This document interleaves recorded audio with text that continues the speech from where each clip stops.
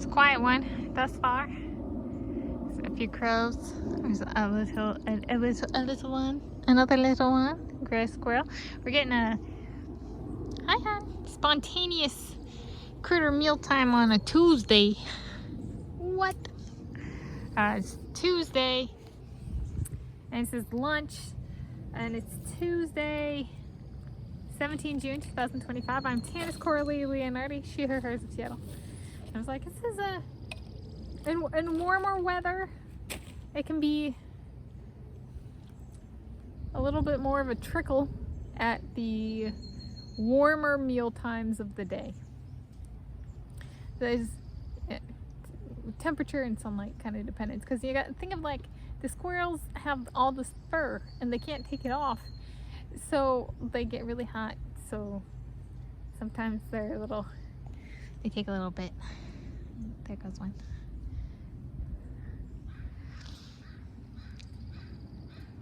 And way back when, this was kind of like a frustrating in terms of like trying to figure out why it was, and why it could be variable day to day. Like if it's cloudy out, they might show up, and those sometimes they do show up in full stream mode, so to speak, instead of a trickle, even when it's sunny. But like, why?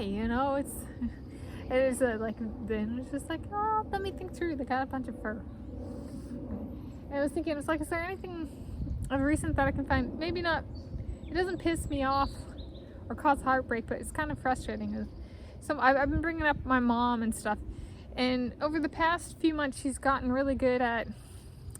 She'll ask for my help in like plugging in her phone for charging the phone, and I'll say, you got it, or I don't think so. And then if I don't help, she has a tendency, she typically figures it out on her own. And that's she used to struggle with that, and so she's recuperated. And that's something I did when I was teaching, is like, students really do mean they want help, but that doesn't necessarily mean it's how they learn and grow. And so sometimes you gotta be like, be the bad guy, and be like, no, I'm not gonna help. And so, and sometimes it's good to put support in there, but then I don't want my mom to become dependent on, I have to say, you got this, right? So sometimes it's just, no, I'm not gonna help.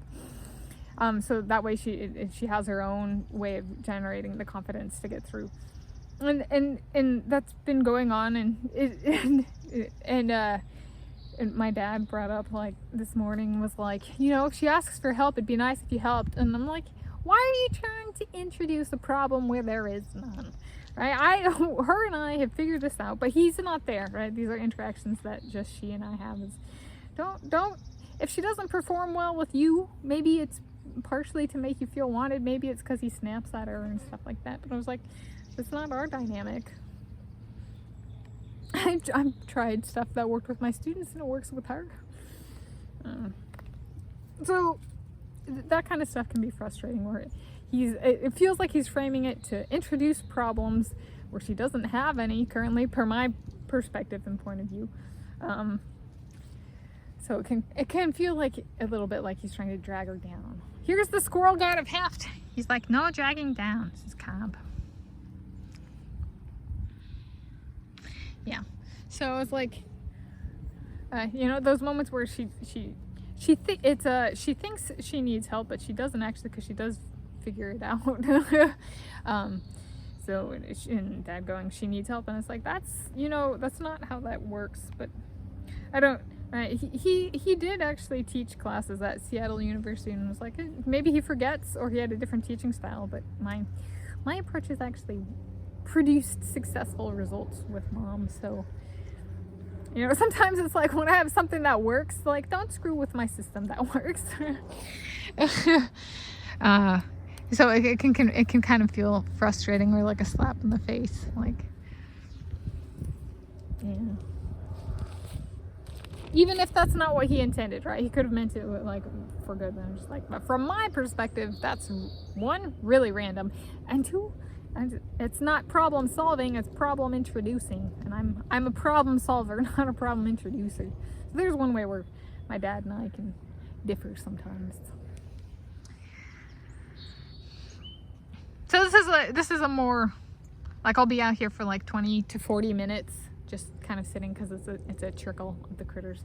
It's great for introspection and interactions and valuing those interactions, huh, babe? Is that another squirrel god, or frisky squirrel god of good habits? Oh, they're so present, those squirrel gods. The crows are like, there might be crow gods too.